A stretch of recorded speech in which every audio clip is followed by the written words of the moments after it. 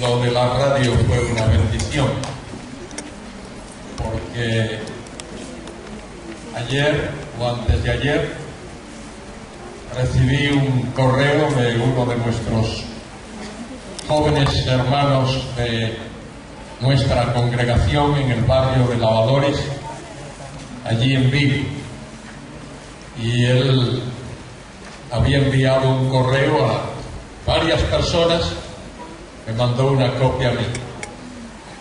El correo decía algo así: navegando por internet hace un tiempo atrás, me encontré con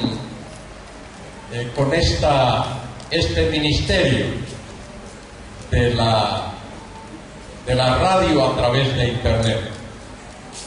Y dice, justo hoy, navegando, me encuentro que hay una entrevista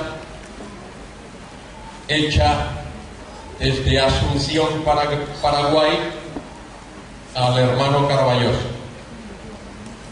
Es decir, el mismo día que me hicieron la entrevista aquí, o al día siguiente, pues él la vio allá en Galicia, en Vigo, y avisó a varios hermanos para que pudiesen verla también. Como he dicho, ya ha sido una bendición tremenda, un gozo, una alegría que es imposible de describir con palabras humanas, el haber estado allí. Hace años todavía vivía nuestro caudillo allá en España. Se celebró un congreso. A ese congreso se le llamó CISE, Congreso Ibérico sobre Evangelización. Estuvimos 4 días en la capital del reino y en Madrid. Y el CISE se celebró en el Palacio de Convenciones de Madrid.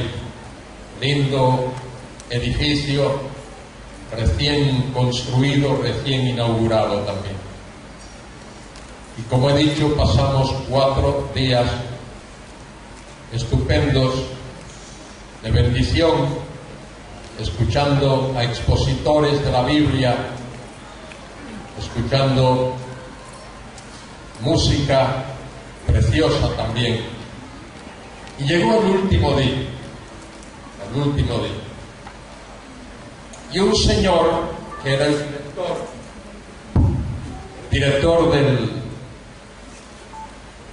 del centro, aquel Palacio de Convenciones, subió a la plataforma para decir unas palabras de despedida.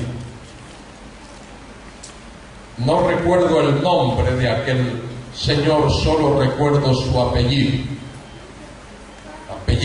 Gallo. Señor Gallo subió a la plataforma y dijo algunas palabras muy lindas respecto del comportamiento de los cristianos evangélicos a quienes él no conocía.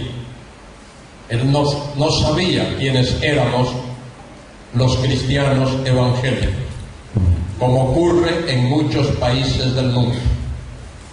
Allá en España se nos conoce como protestantes. No protestamos de nada, por lo menos en la calle, pero se nos conoce como protestantes. Y el señor Gallo dijo, no conocía a estas personas, no sabía quiénes eran. Pero a continuación dijo lo siguiente, y eso que él dijo se quedó grabado en mi mente y en mi corazón. Dice, me siento como el jefe de estación de una estación del ferrocarril. En España el ferrocarril es muy importante. Sin el ferrocarril no podemos movernos. Es el medio de transporte más importante de nuestro país. Señor Gallo dijo: me siento como el jefe de estación.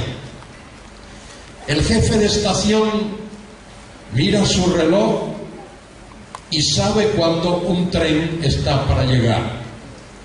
Él está bien vestido, está uniformado y lleva generalmente una gorra muy interesante. Y dice el jefe de estación, bien uniformado, va al andén, a la plataforma, a esperar la llegada del tren.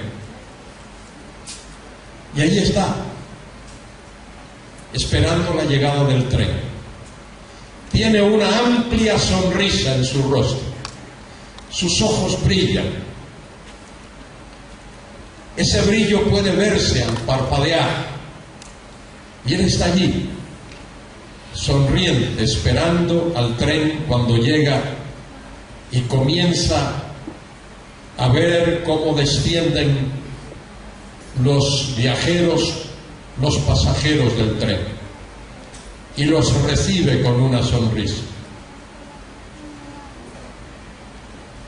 Pasan unos segundos, quizá unos breves minutos, y el tren tiene que partir. Y el rostro de aquel hombre cambia. Ya no hay la sonrisa, ya no hay el brillo en los ojos. Ahora hay una sensación de tristeza en él, una tristeza que le embarga porque el tren tiene que partir. Tiene una banderita, a veces si es de noche una luz, y tiene un silbato para anunciar la partida del tren. Y alza su banderita y suena su silbato, y su rostro está triste, su expresión lo demuestra, porque el tren se va. Yo me siento también en esta mañana como el jefe de estación de la estación de ferrocarril. Hace unos días, María y yo llegamos aquí, concretamente el domingo pasado, y estábamos como el jefe de estación, con la sonrisa y con el gozo, con la alegría de haber llegado. El tren llega, pero ahora el tren tiene que partir. Y sentimos un poco de tristeza y de nostalgia. Y de esa sensación y de ese sentimiento que embarga a uno cuando tiene que hacer lo que hace el jefe de estación: alzar la banderita y decirle al tren: hasta luego, hasta otra.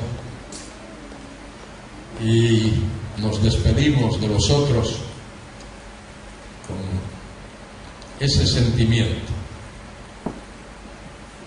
con esa sensación, con ese sentir. Pero también es un sentir de gratitud a Dios por haber podido conoceros,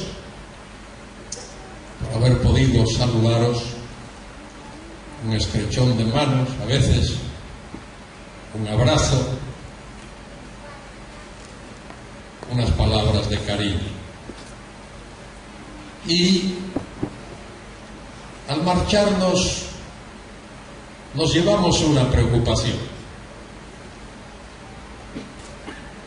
La preocupación es que quizá no hayamos podido ser de tanta bendición a vosotros como vosotros lo habéis sido a nosotros.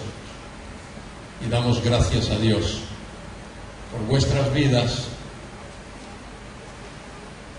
por vuestro cariño, por vuestro amor fraternal. Y deseamos que seáis el medio que Dios utilice para traer un gran avivamiento en este precioso país del Paraguay. Que de verdad haya muchos, miles, quizá millones de paraguayos que pronto conozcan que Jesucristo es la única esperanza, que no hay otro, Él es único. Y no solo único, sino suficiente. Es único porque no hay otro, y es suficiente porque no hace falta otro. No hace falta otro. En Cristo estamos completos. En esta mañana voy a hablar sobre Cristo en el milenio. Hay muchas cosas que podría decir acerca de esto. En una mañana, tiempo breve, no se puede decir todo. Pero quiero como trasfondo de lectura, solo como trasfondo, llevaros al libro de Salmos, Salmo 93,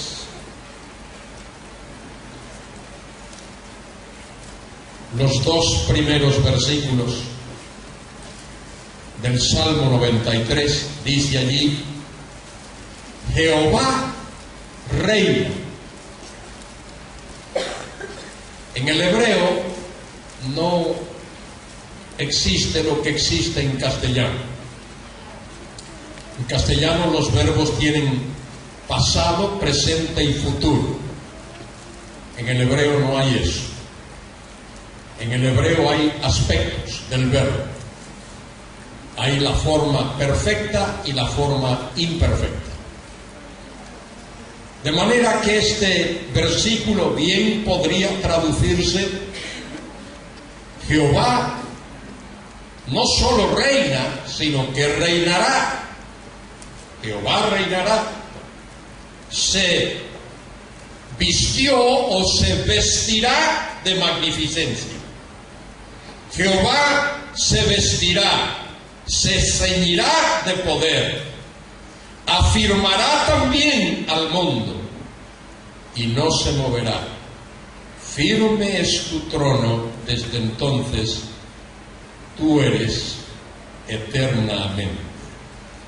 Y luego también en el libro de Salmos, el Salmo 99, que dice algo parecido. Dice: Jehová reina o reinará, temblarán los pueblos, Él está sentado sobre los querubines, se conmoverá la tierra. Jehová en Sión es grande y exaltado sobre todos los pueblos. Alaben tu nombre, grande y temible.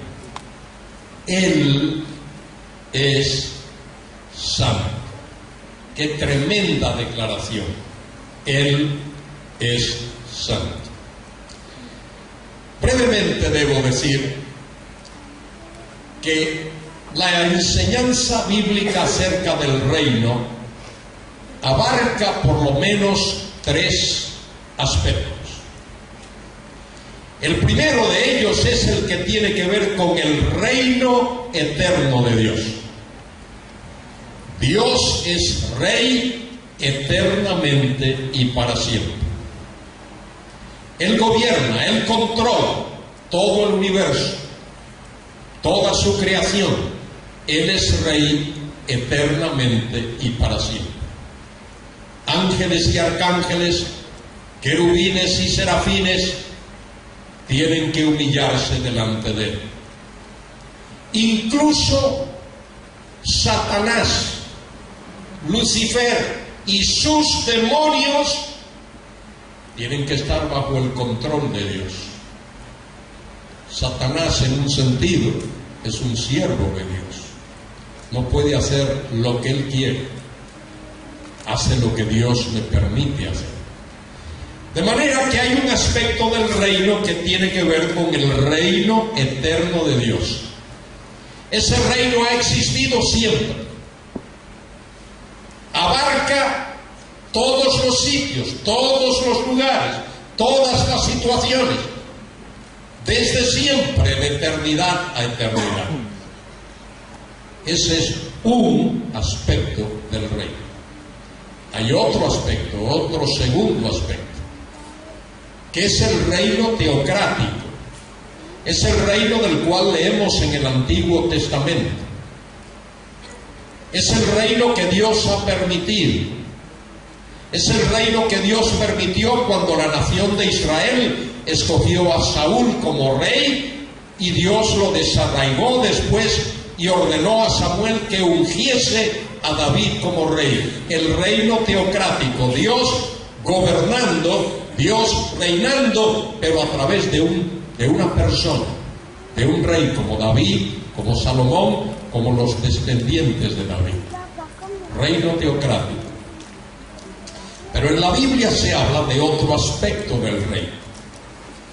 Y de ese es del cual quiero hablar en esta mañana. Del reino mesiánico. El reino del Mesías.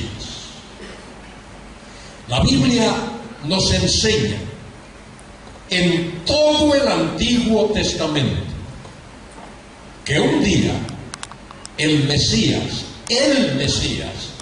ha de reinar en este mundo.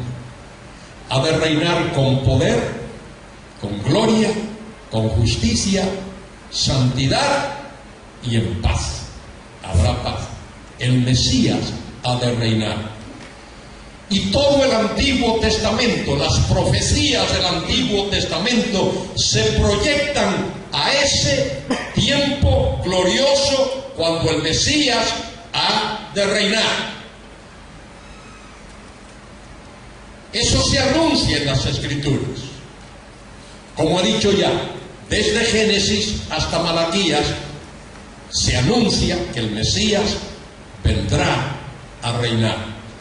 Ese Mesías que vendrá a reinar será Dios mismo, Jehová, como hemos leído aquí. Jehová reina o Jehová reinará. En el pasaje de Daniel que estudiamos, Daniel 2:45, dice: en los días de estos reyes, el Dios del cielo establecerá, tiempo futuro, establecerá un reino el cual jamás será destruido ni será dado a otro pueblo. Es decir, Dios mismo personalmente reinará en la persona del Mesías. El Mesías tiene que ser Dios. El Mesías es el ungido. El Mesías es el Cristo. Y ese Cristo, ese Mesías, ese ungido es el Hijo de Dios. Cuando hablamos de Cristo como el Hijo de Dios, no hablamos de Él como cuando hablamos humanamente y mencionamos, aquí tenemos al Padre de este Hijo. No hablamos así. Cuando al Cristo se le llama el Hijo de Dios, se está afirmando que Él es Dios. Cuando Jesús preguntó a sus discípulos allí en Cesarea de Filipos: ¿y vosotros quién decís que soy? Pedro contestó: tú eres el Cristo, el Hijo del Dios viviente.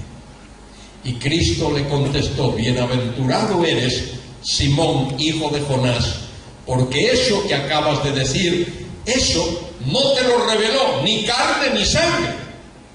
Es decir, eso no lo aprendiste a través de hombres, sino mi Padre que está en los cielos. Pedro pudo confesar que Jesucristo es el ungido, el Mesías, el Hijo de Dios, porque Dios mismo se lo reveló. Y cuando la Biblia afirma que Jesucristo es el Hijo de Dios, sencillamente está diciendo que Él, Cristo, es Dios. Porque Hijo de Dios significa que posee los mismos atributos, la misma gloria, la misma eternidad que el Padre. Que Cristo es consubstancial con el Padre, que es coigual con el Padre y que es coeterno con el Padre.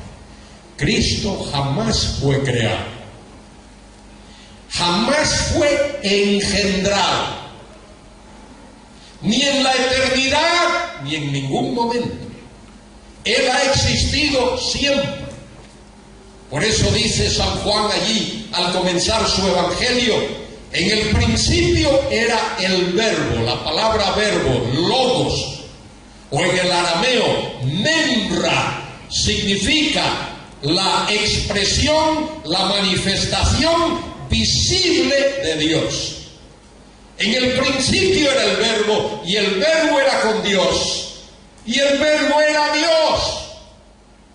Este era en el principio con Dios. Todas las cosas por Él fueron hechas, y sin Él nada de lo que ha sido hecho fue hecho. Entre paréntesis, una Biblia que ha salido recientemente ha cometido un gravísimo error de traducción. Gravísimo. Cuando digo gravísimo, quiero decir eso. Ha traducido ese versículo de Juan 1:1. Es una Biblia evangélica, pero los traductores tropezaron ahí, han cometido un gravísimo error. Han traducido ese versículo: en el principio era el verbo, y el verbo era con Dios, y Dios era el verbo. Eso es erróneo. Si uno dice y Dios era el verbo, está eliminando la doctrina de la Trinidad. Está diciendo que el verbo, que Dios consiste solo del verbo. Y eso anula la doctrina de la Trinidad. Dios no es solo el verbo. Dios es el Padre, y es el Hijo, el Verbo, y es el Espíritu Santo. De manera que, cuando Pedro dijo: tú eres el Cristo, el Hijo del Dios viviente, está afirmando la deidad de Cristo. Y ese Cristo, ese Mesías, ese ungido, ese que es Jehová mismo, ese ha de venir a este mundo. Y todo el Antiguo Testamento habla de eso. Y Él vendrá, como he dicho ya, a reinar en este mundo. El Evangelio según San Juan, capítulo 20, versículos 30 y 31, dice algo así: muchas otras cosas, o muchas otras señales, hizo Jesús en presencia de sus discípulos, que no están escritas en este libro. Y añade Juan, versículo 31: pero estas han sido escritas para que creáis que Jesús es el Cristo, el Hijo de Dios. El Cristo, el Hijo de Dios. El Cristo tiene que ser Dios. Hijo de Dios significa que Él es Dios. Para que creáis que Jesús es el Cristo, el Hijo de Dios, y para que creyendo tengáis vida en su nombre. Él es Dios, y ese Dios va a venir visiblemente, va a venir personalmente, y va a venir a reinar. Repito, resumo lo que he dicho, ponedme atención. Todo el Antiguo Testamento, desde Génesis hasta Malaquías, enseña que en este mundo, en esta tierra en la cual vivimos, habrá un reino, disculpad la redundancia, terrenal, en el cual el Mesías ha de reinar. Porque el propósito de Dios desde el principio, su plan, es manifestar su reino, su autoridad, dentro del tiempo, dentro de la historia, en medio de los hombres. Ese es el propósito de Dios. Y Dios va a cumplir ese propósito. Dios va a cumplir ese propósito. Hay un libro de la Biblia que vosotros seguramente conocéis y habéis leído, el libro del Apocalipsis. Si podéis ver desde ahí, desde donde estáis, abridlo en el capítulo 20. En el capítulo 20 del Apocalipsis. Capítulo 19 nos habla del regreso glorioso de Cristo a la tierra. Su segunda venida. La segunda venida gloriosa de Cristo. Esa segunda venida será visible. Lo dice la Biblia. Apocalipsis 1:7. Todo ojo le verá y los que le traspasaron. De manera que esa venida será visible. Esa venida será literal y corporal. Hechos 1:11. Este mismo Jesús que ha sido tomado de vosotros al cielo, así vendrá como le habéis visto ir al cielo. Y esa venida también será no solo visible, no solo literal y física, será judicial. Cristo vendrá a la tierra para juzgar. Él vino ya una vez para salvar, la segunda vez vendrá para juzgar. Y en el capítulo 20 del Apocalipsis dice, leo, vi a un ángel, en realidad ahí falta una conjunción en nuestras Biblias, y vi a un ángel que descendía del cielo, con la llave del abismo, y una gran cadena en la mano, y prendió al dragón, la serpiente antigua, que es el diablo y Satanás, y lo ató por 1000 años. Ahí hay lenguaje metafórico, ahí hay figuras de dicción, pero las figuras de dicción son importantes. Las figuras de dicción nos ayudan a comprender cosas. Las figuras de dicción nos ayudan a comprender de una manera concreta aquello que de otra manera resultaría muy abstracto. Aquí se habla de un ángel que desciende del cielo y tiene la llave del abismo. Ahí en el abismo es donde Satanás ha tenido su guarida, es donde ha tenido su cuartel general, con la llave del abismo y una gran cadena en la mano. Eso habla del hecho, oídme, de que el reino del Mesías en la tierra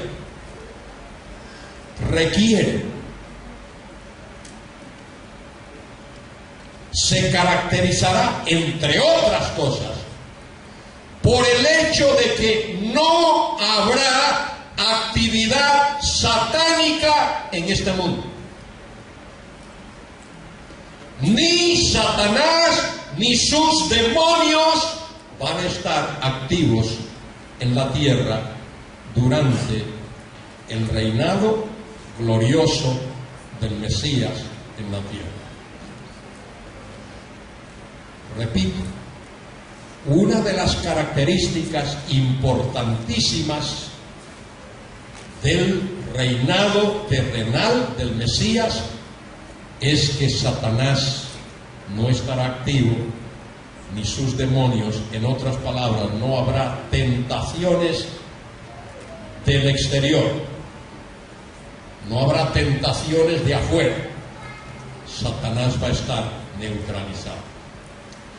Dice el texto, versículo 2, que ese ángel prendió al dragón. El dragón es una figura de Satanás. No es que Satanás se parezca a un dragón, todo lo contrario. Satanás es un ser bellísimo. Es un ángel que Dios creó, bellísimo. La palabra dragón no habla de su apariencia física, habla de su carácter. Intimida, temerario. Y prendió al dragón, la serpiente antigua, que está describiendo a ese personaje. La serpiente antigua habla de lo que pasó en el huerto del Edén, que es el diablo. El diablo significa calumniador, diabolos. Y Satanás significa adversario, el que se opone, el que sataniza. Y observad, y lo ató por 1000 años. 1000 años. Será neutralizado, atado. Esos son los 1000 años que ha de durar el reinado terrenal del Mesías. Y lo arrojó al abismo, y lo encerró y puso su sello sobre él, enfatizando el hecho de que estará totalmente inactivado, neutralizado, para que no engañase más a las naciones. Observen eso. Una de las actividades más prominentes de Satanás es engañar a las naciones, es decir, a los ciudadanos de las naciones. Engañar. Él es el engañador. Dice la Escritura en San Juan 8 que Él es el padre de las mentiras. Él es el engañador. Para que no engañase más a las naciones.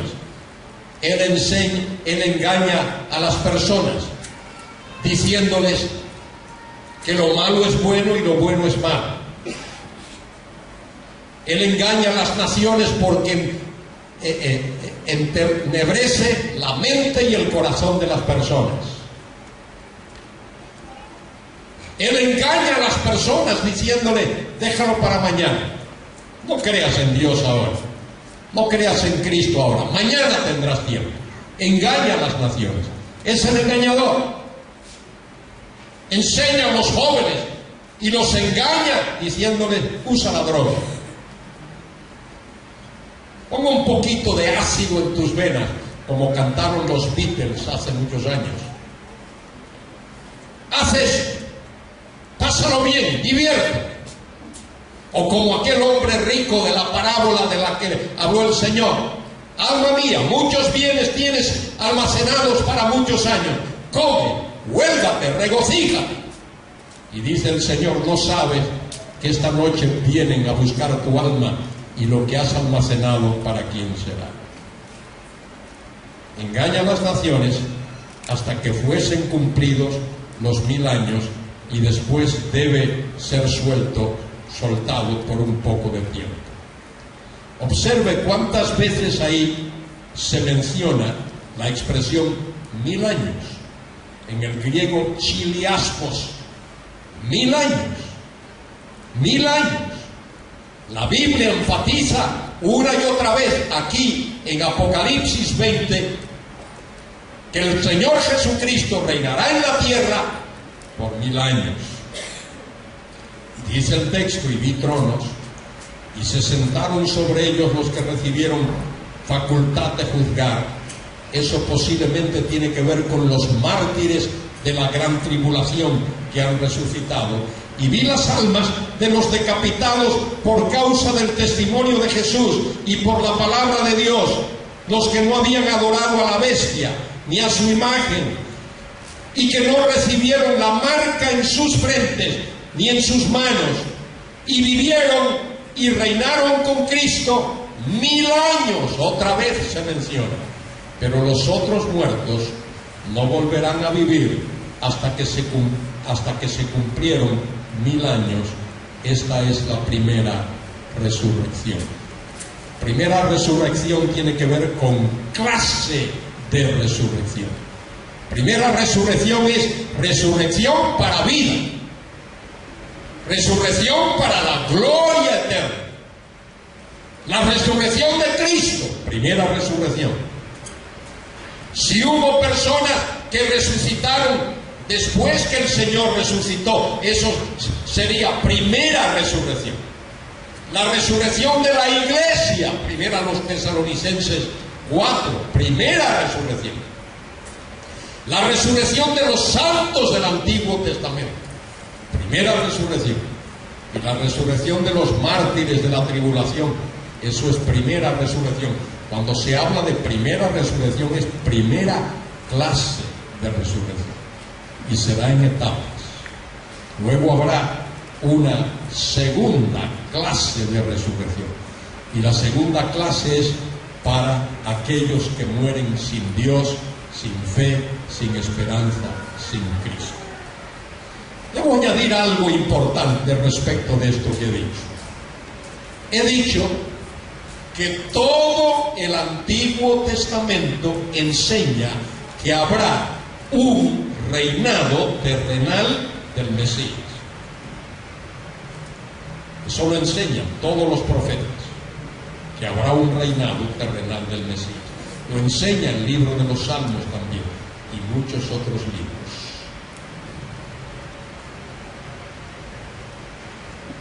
Cuando llegamos al Apocalipsis,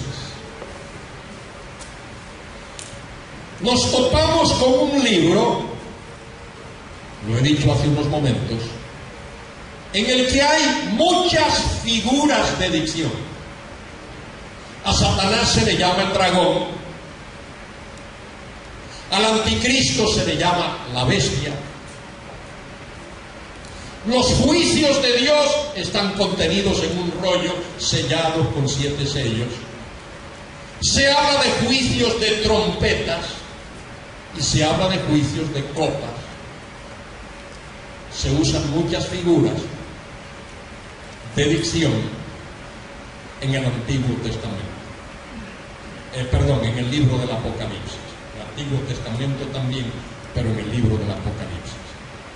Entonces hay personas, algunos de ellos muy estudiosos de la Biblia, que han negado que el Señor Jesucristo vaya a reinar en la tierra por 1000 años. Esas personas dicen que ya estamos en el reino, que ahora mismo estamos en el reino, que la iglesia es el reino.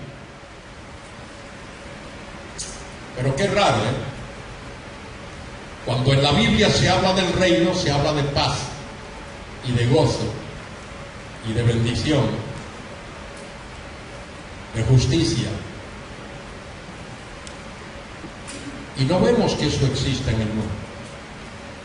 Es más, esas personas que dicen que ahora mismo estamos en el reino, algunos de ellos son mis amigos y me invitan a sus casas a hablar, y yo veo que en las puertas de la entrada a su casa tienen varios cerrojos, tienen bien guardaditas, porque tienen miedo que los cacos, no sé cómo le llamarán aquí, los ladrones, entren y les roben. En el milenio, en el reino, no habrá eso, no habrá eso, habrá paz.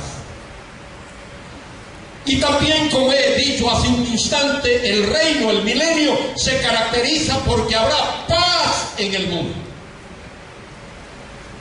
No habrá más guerras. Y si hay algo de lo cual hemos oído, quizá por las últimas 2 generaciones, es guerras. Hubo una primera guerra mundial del 1914 al 18.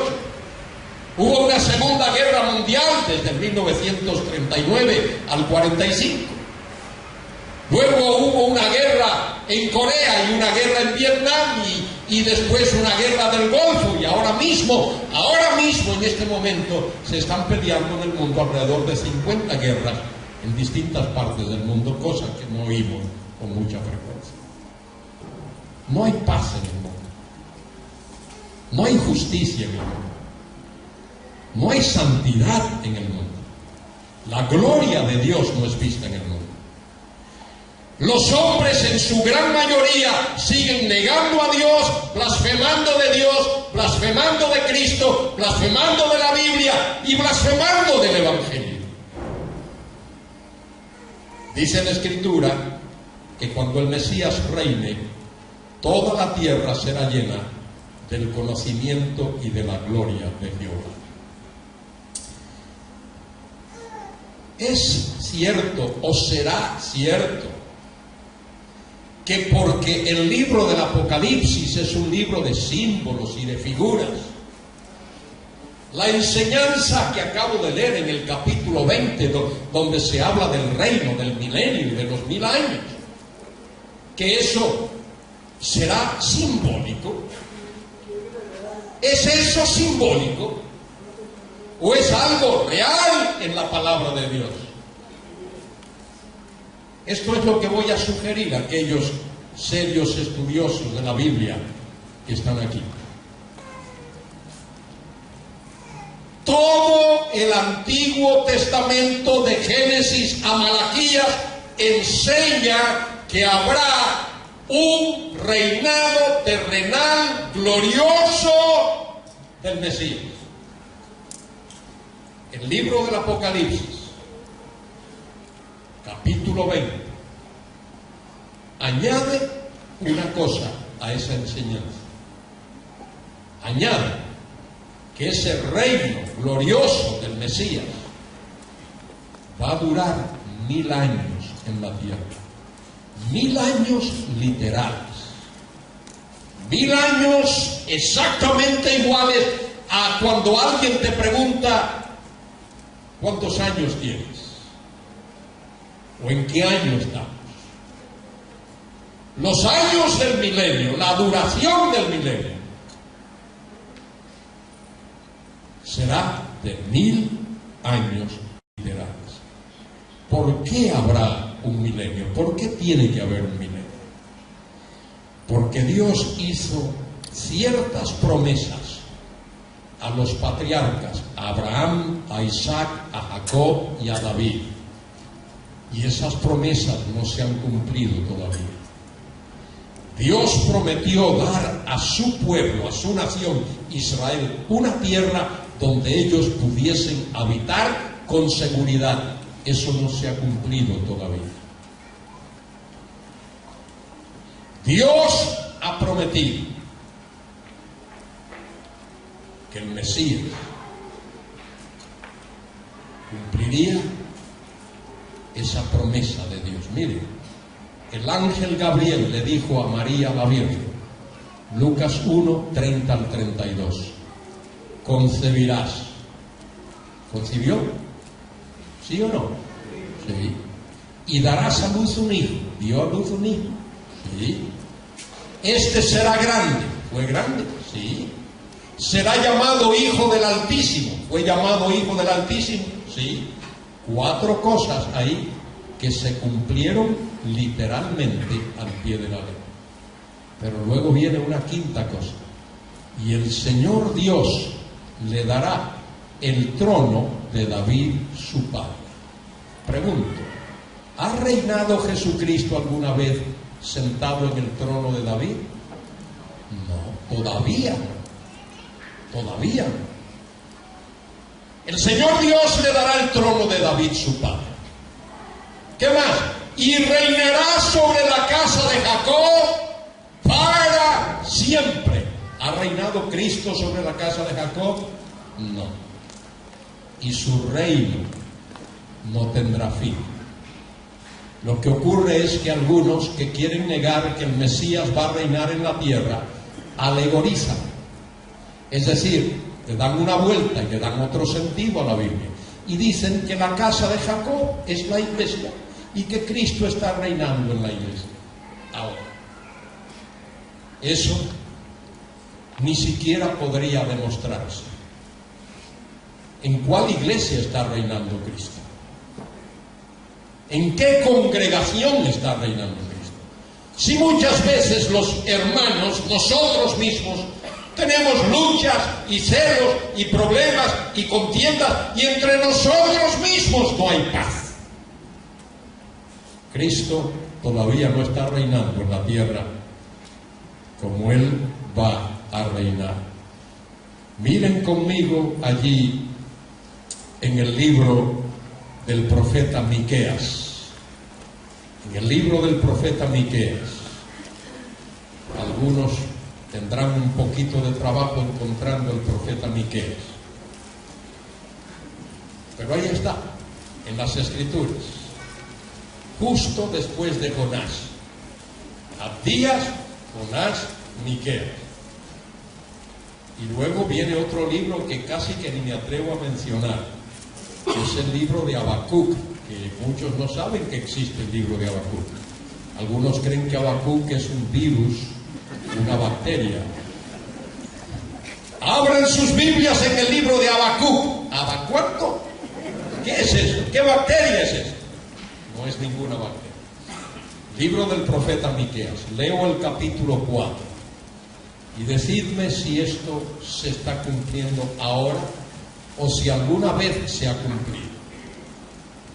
Acontecerá en los postreros tiempos que el monte de la casa de Jehová será establecido por cabecera de los montes y más alto que los collados, y correrán a él los pueblos. Vendrán muchas naciones y dirán: venid, subamos al monte de Jehová y a la casa del Dios de Jacob, y nos enseñará en sus caminos y andaremos por sus veredas. Porque de Sión saldrá la ley y de Jerusalén la palabra de Jehová. Y observe ahora: y él juzgará entre muchos pueblos y corregirá a naciones poderosas hasta muy lejos, y martillarán sus espadas para azadones y sus lanzas para hoces. No alzará espada nación contra nación, ni se ensayarán más para la guerra. Y se sentará cada uno debajo de su vid y debajo de su higuera, y no habrá quien los amedrente, porque la boca de Jehová de los ejércitos lo habla. Viene un día cuando habrá paz absoluta en este mundo. En el libro del profeta Isaías, capítulo 65, leo unos versículos allí, donde Dios dice en ese capítulo 65, leo versículo 17: porque aquí yo crearé nuevos cielos y nueva tierra. Y eso no está hablando de lo que Dios va a hacer al final de todo, está hablando del reino, del milenio. Y de lo primero no habrá memoria, ni más vendrá al pensamiento. Mas os gozaréis y os alegraréis para siempre en las cosas que yo he creado. Porque aquí que yo traigo a Jerusalén alegría y a su pueblo gozo. Y me alegraré con Jerusalén y me gozaré con mi pueblo. Y nunca más se oirá en ella voz de lloro ni de clamor. No habrá más allí niño que muera de pocos días, ni viejo que sus días no cumpla, porque el niño morirá de 100 años. Mire, cuando el reino se ha implantado, una persona de 100 años será como un niño, y el pecador de 100 años será maldito. Y el niño que llegue a 100 años y no se haya convertido, el Señor lo mata ahí mismo. Edificarán casas, mire bien, esto es en el milenio, el reino terrenal. Edificarán casas y morarán en ellas, plantarán viñas y comerán del fruto de ellas. No edificarán para que otro habite, ni plantarán para que otro coma, porque según los días de los árboles serán los días de mi pueblo, y mis escogidos disfrutarán disfrutarán la obra de sus manos. No trabajarán en vano, ni darán a luz para maldición, porque son linaje de los benditos de Jehová y sus descendientes con ellos. Y antes que clamen, responderé yo, mientras aún hablan, yo habré oído. Observe esto ahora: el lobo y el cordero serán apacentados juntos. Poned ahora un lobo junto a un cordero, a ver qué pasa. Y el león comerá paja con el buey. Poned a un león y a un buey juntos ahora, a ver qué pasa. Y observe que el león va a comer paja, no va a ser carnívoro durante el milenio. Y el polvo será el alimento de la serpiente. No afligirán ni harán mal en todo mi santo monte, dijo Jehová. Y ese Jehová es el Mesías, ese Jehová es Jesucristo, el Rey de Reyes y el Señor de Señores, que viene con poder y gloria a reinar. Quiero concluir esta mañana llevándoos brevemente, muy brevemente, al capítulo 21 del libro del Apocalipsis, porque después de ese reinado glorioso del Mesías, después de ese reinado glorioso de 1000 años, viene la eternidad, donde todos los redimidos del Señor estaremos en la casa del Padre. Añado, antes de mirar al capítulo 21 del Apocalipsis, que para que el Mesías reine en la tierra, para que Él pueda reinar, una de las cosas que Dios va a hacer será destruir Babilonia. Babilonia no es la Iglesia Católica. Babilonia es Babilonia, esa ciudad junto al Éufrates y ese país junto al Éufrates, que en los postreros tiempos va a ser reavivado, reactivado, y va a tener una tremenda influencia política, social, comercial y religiosa en el mundo, y Dios la va a destruir, porque Babilonia ha sido la madre de la idolatría. Allí nació la idolatría desde que Nimrod la fundó, Génesis 10:9. Y ha esparcido su idolatría y su influencia en el mundo, pero Dios la va a destruir. Cristo la va a destruir, porque Él es Rey de Reyes y Señor de Señores. Capítulo 21 del Apocalipsis dice: vi un cielo nuevo y una tierra nueva, porque el primer cielo y la primera tierra pasaron, y el mar ya no existía más. En la nueva tierra no va a haber mar, no va a hacer falta. Miren lo que dice Dios. Dice Juan: vi un cielo nuevo y una tierra nueva. La Biblia comienza: en el principio creó Dios los cielos y la tierra. Ese Bereshit bara Elohim Hashmaim Veid Haaretz. En el principio creó Dios los cielos y la tierra. Pero ese cielo que Dios creó en el principio y esa tierra que Dios creó en el principio han sido contaminadas por el pecado. Y Dios va a crear nuevos cielos. Y Dios va a crear una nueva tierra. Y dice el texto, versículo 2: y yo, Juan, vi la santa ciudad, la nueva Jerusalén, descender del cielo, es decir, de Dios, dispuesta como una esposa ataviada para su marido. Y oí una gran voz del cielo que decía: he aquí el tabernáculo de Dios con los hombres, y Él morará con ellos, y ellos serán su pueblo, y Dios mismo estará con ellos como su Dios. Y mire qué vocabulario: Enjugará Dios, dice en nuestra Reina Valera, toda lágrima. En el texto original dice cada lágrima. Como si Dios lo fuese a hacer lágrima por lágrima, una a una. Enjugará Dios cada lágrima de los ojos de ellos. Y ya no habrá muerte, ni habrá más llanto, ni clamor, ni dolor, porque las primeras cosas pasaron. Y el que estaba sentado en el trono dijo: he aquí yo hago nuevas todas las cosas. Y me dijo: escribe, porque estas palabras son fieles y verdaderas. Y me dijo: hecho está. Oiga, si lo acaba de decir. Acaba de decir: he aquí yo hago nuevas todas las cosas. Y lo acaba de decir, y hecho está. Instantáneamente, sobrenaturalmente, milagrosamente, como hace Dios sus cosas, hecho está. Yo soy el alfa y la omega, el principio y el fin. Al que tuviere sed, yo le daré gratuitamente de la fuente del agua de vida. Mire qué invitación.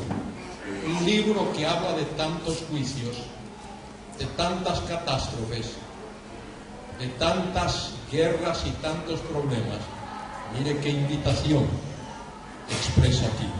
Al que tuviere sed, yo le daré gratuitamente de la fuente del agua de la vida. Lo mismo en el capítulo 22, versículo 17. Mire cómo termina el Apocalipsis. Y el espíritu y la esposa dicen: ven. Y el que oye diga: ven. Y el que tiene sed, venga. Y el que quiera, tome del agua de la vida gratuitamente.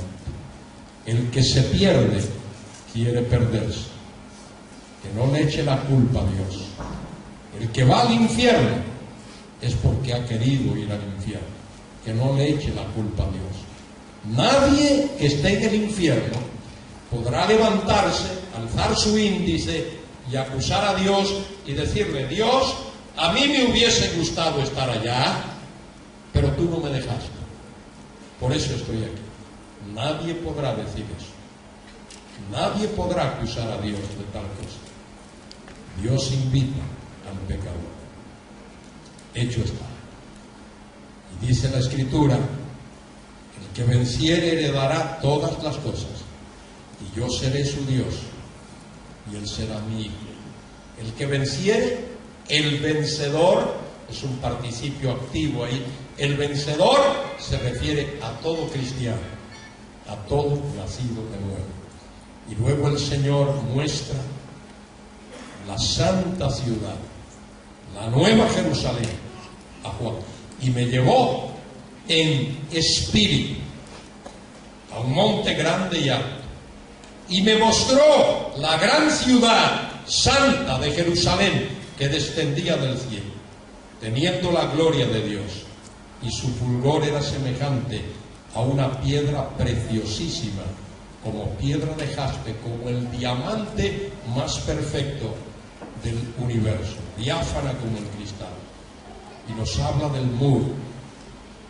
El muro habla de seguridad, nos habla de los nombres inscritos allí. Al oriente tenía, dice, tiene 12 puertas, al oriente 3 puertas, al norte 3 puertas, al sur 3 puertas, al occidente 3 puertas. Y el muro de la ciudad tenía 12 cimientos, y sobre ellos los nombres de los 12 apóstoles. El muro habla de seguridad, esos cimientos hablan de seguridad. Esas puertas, que dice el texto que cada puerta es una perla, y en cada puerta hay un ángel. Ese ángel no es un ángel guardián, es un ángel anfitrión, para dar la bienvenida a todos los redimidos del Señor. Y allí en esa ciudad, la nueva Jerusalén, hay espacio suficiente para todos los redimidos del Señor. Dice el texto que allí no habrá templo, porque el Señor Todopoderoso es el templo de ella y el Cordero. La ciudad no tiene necesidad de sol ni de luna que brille en ella, porque si hubiese sol y luna, ni siquiera brillarían, porque la luz del Cordero desplazaría la luz del sol y de la luna. El sol sería oscuridad y la luna peor todavía, de manera que no hace falta ni sol ni luna, la luz del Cordero. Dice ahí, la ciudad no tiene necesidad ni de sol ni de luna que brillen en ella, porque la gloria de Dios la ilumina y el Cordero es su lumbrera. La palabra gloria, en el hebreo kabod, en el griego la palabra doxa, significa brillo, resplandor, resplandor deslumbrante, la gloria de Dios. Como dice allí en Habacuc 2:14, toda la tierra será llena de la gloria de Jehová. Gloria de Jehová. Y las naciones que hubieren sido salvas andarán a la luz de ella, y los reyes de la tierra traerán su gloria y su honor a ella. Sus puertas nunca serán cerradas de día, pues allí no habrá noche. Llevarán la gloria y la honra de las naciones a ella. No estará en ella ninguna cosa inmunda o que haga abominación y mentira, sino solamente los que están inscritos en el libro de la vida del Cordero. ¿Quiénes habitarán la nueva Jerusalén? Todos aquellos cuyos nombres estén inscritos en el libro de la vida del Cordero. Allí estarán los santos del Antiguo Testamento, desde Abel hasta el último de ellos. Allí estarán los redimidos de la Iglesia, esos que están en Cristo y fueron arrebatados a la presencia de Dios. Y allí estarán los mártires de la tribulación, aquellos que rehusaron recibir la marca de la bestia en sus frentes o en sus manos. Todos los redimidos del Señor. Y allí estará Dios el Padre, allí estará el Espíritu Santo, allí estarán los santos ángeles, y será glorioso. Será glorioso. Y brevemente, en el capítulo 22, después me mostró un río limpio de agua de vida, resplandeciente como el cristal, que salía del trono de Dios y del Cordero. Ese río habla de bendiciones. Y en medio de la calle de la ciudad, evidentemente hay una sola gran calle en la ciudad. Y en medio de la calle de la ciudad, y a un lado y a otro lado, estaba el árbol de la vida. Esto nos recuerda al huerto del Edén, que produce, dice en nuestras Biblias Reina Valera, 12 frutos, pero en realidad el texto dice 12 cosechas, 12 cosechas, dando cada mes su fruto, y las hojas del árbol eran para la sanidad. ¿Cómo va a ser sanidad si allí no va a haber enfermedad?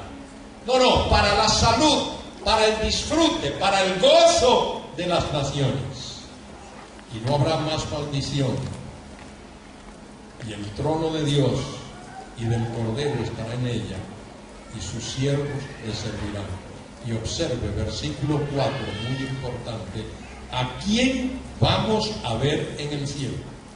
Dice, y verán su rostro, singular, y su nombre estará en sus frentes. En el cielo no vamos a ver a tres dioses, no vamos a ver a las tres personas de la Trinidad. No nos preocupa, nunca nos ha preocupado el hecho de que no vemos al Espíritu Santo. Pero hay personas que les preocupa si se les dice que no vamos a ver al Padre. Bueno, San Juan 1:18 dice, a Dios nadie le vio jamás. El unigénito, el que está en el seno del Padre, Él le ha dado a conocer. Jesucristo es el revelador de Dios. El Dios invisible se ha hecho visible en la persona de Cristo. Él es imagen del Dios invisible. Él es la manifestación y la representación del Dios invisible. Al único Dios que vamos a ver en la gloria en el cielo es a nuestro glorioso Señor Jesucristo, Jehová de los ejércitos, el que vive y permanece para siempre. Ese que es el alfa y la omega, el principio y fin, el primero y el último. Ese que dice aquí: vengo pronto y mi galardón conmigo para recompensar a cada uno según su obra. Vengo pronto no es que viene ya, sino que cuando los acontecimientos de su venida comiencen, se van a suceder uno detrás del otro, a gran velocidad. En ese sentido, será pronto. Cristo en el milenio. Cristo como el Rey de Reyes y Señor de Señores. En el milenio vamos a ver la gloria de la perfecta humanidad de Cristo. Lo vamos a ver como la raíz de David, el vástago de David, el que se ha de sentar en el trono de David.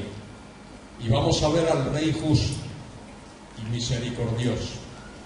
Vamos a ver al Rey en su gloria, la gloria de su perfecta humanidad, pero también lo vamos a ver en la gloria de su absoluta deidad, como el Pantocrator, el Todopoderoso, ese que tiene todos los atributos de Dios.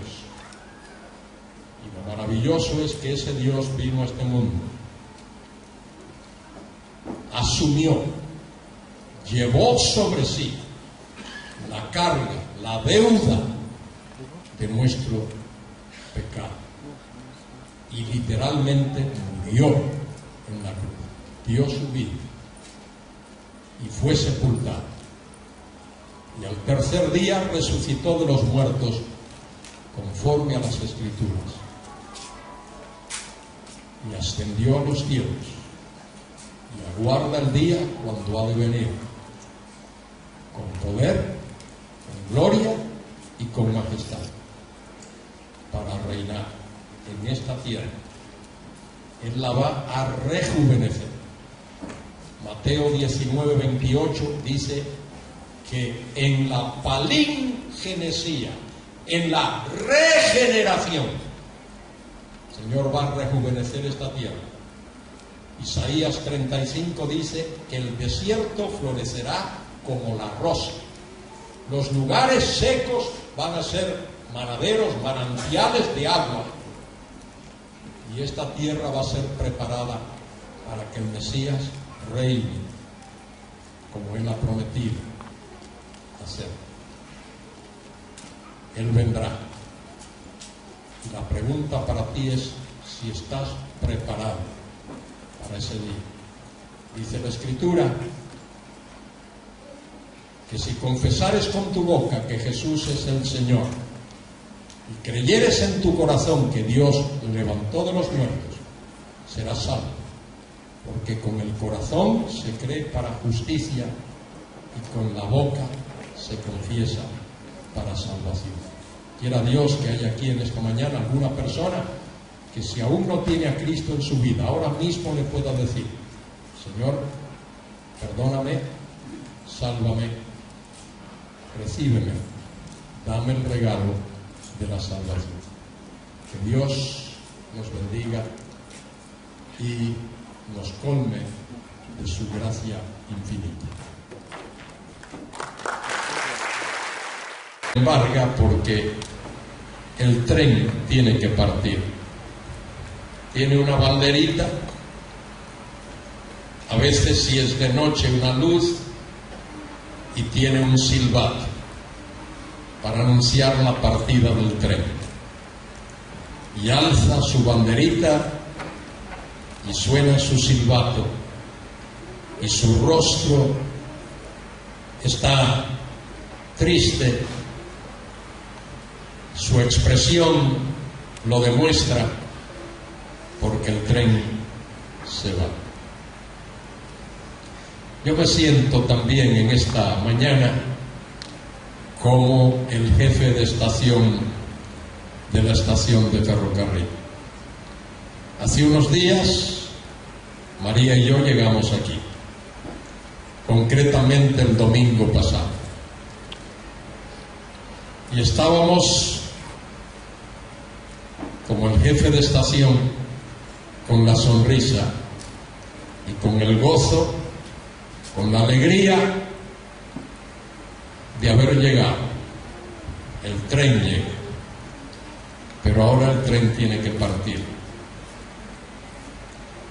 Y sentimos un poco de tristeza y de nostalgia.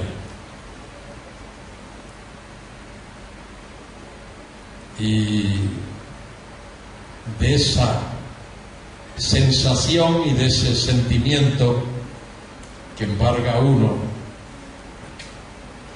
cuando tiene que hacer lo que hace el jefe de estación: alzar la banderita y decirle al tren hasta luego, hasta otra, y nos despedimos de vosotros con ese sentimiento, con esa sensación, con ese sentir. Pero también es un sentir de gratitud a Dios por haber podido conoceros,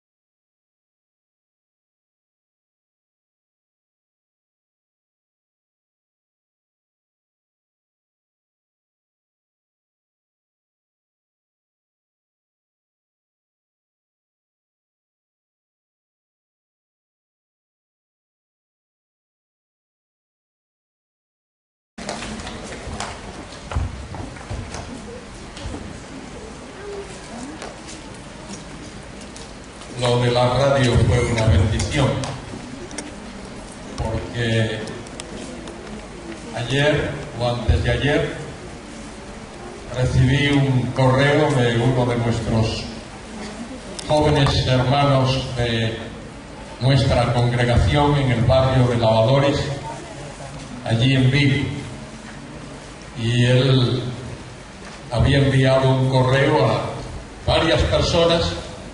Me mandó una copia a mí. El correo decía algo así: navegando por internet hace un tiempo atrás, me encontré con este ministerio de la radio a través de internet. Y dice: justo hoy, navegando, me encuentro que hay una entrevista hecha desde Asunción, Paraguay, al hermano Carballosa. Es decir, el mismo día que me hicieron la entrevista aquí, o al día siguiente, pues él la vio allá en Galicia, en Vigo, y avisó a varios hermanos para que pudiesen verla también. Como he dicho, ya ha sido una bendición tremenda, un gozo, una alegría que es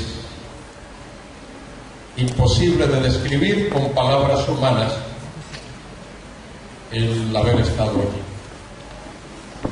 Hace años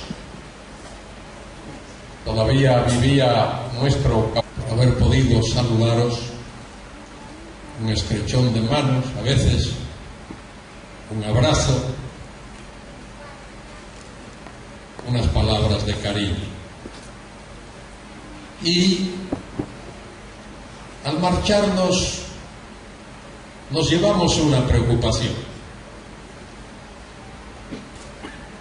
La preocupación es que quizá no hayamos podido ser de tanta bendición a vosotros como vosotros lo habéis sido a nosotros. Y damos gracias a Dios por vuestras vidas, por vuestro cariño, por vuestro amor fraternal. Y deseamos que seáis el medio que Dios utilice para traer un gran avivamiento en este precioso país del Paraguay. Que de verdad haya muchos, miles, quizá millones de paraguayos que pronto conozcan que Jesucristo es la única esperanza, que no hay otro, Él es único. Y no solo único, sino suficiente. Es único porque no hay otro, y es suficiente porque no hace falta otro. No hace falta otro. En Cristo estamos completos. En esta mañana voy a hablar sobre Cristo en el milenio. Hay muchas cosas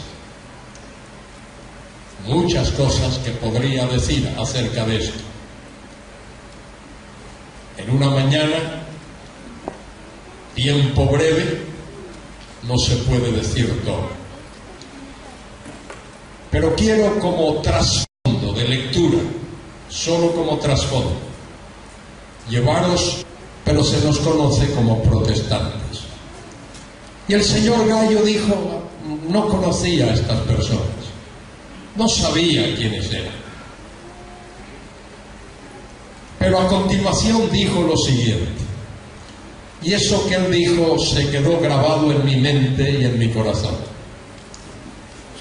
Dice, me siento como el jefe de estación de una estación del ferrocarril. En España el ferrocarril es muy importante. Sin el ferrocarril no podemos movernos. Es el medio de transporte más importante de nuestro país. Señor Gallo dijo, me siento como el jefe de estación. El jefe de estación mira su reloj y sabe cuándo un tren está para llegar. Él está bien vestido, está uniformado y lleva generalmente una gorra muy interesante. Y dice el jefe de estación, bien uniformado, va al andén, a la plataforma, a esperar la llegada del tren. Y ahí está, esperando la llegada del tren. Tiene una amplia sonrisa en su rostro, sus ojos brillan. Ese brillo puede verse al parpadear, y él está allí, sonriente, esperando al tren cuando llega, y comienza a ver cómo descienden los viajeros, los pasajeros del tren, y los recibe con una sonrisa. Pasan unos segundos, quizá unos breves minutos, y el tren tiene que partir.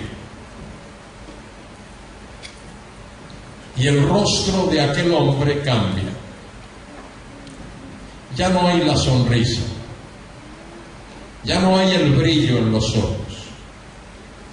Ahora hay una sensación de tristeza en él, una tristeza que en el Audillo, allá en España, se celebró un congreso. A ese congreso se le llamó CICE, Congreso Ibérico sobre Evangelización. Estuvimos 4 días en la capital del reino y en Madrid. y el CISE se celebró en el Palacio de Convenciones de Madrid. Lindo edificio, recién construido, recién inaugurado también. Y como he dicho, pasamos 4 días estupendos de bendición, escuchando a expositores de la Biblia, escuchando música preciosa también. Y llegó el último día, y un señor que era el director del centro, aquel Palacio de Convenciones, subió a la plataforma para decir unas palabras de despedida. No recuerdo el nombre de aquel señor, solo recuerdo su apellido Gallo. Señor Gallo subió a la plataforma y dijo algunas palabras muy lindas respecto del comportamiento de los cristianos evangélicos a quienes él no conocía. Él no sabía quiénes éramos los cristianos evangélicos, como ocurre en muchos países del mundo. Allá en España se nos conoce como protestantes. No protestamos de nada, por lo menos en la calle,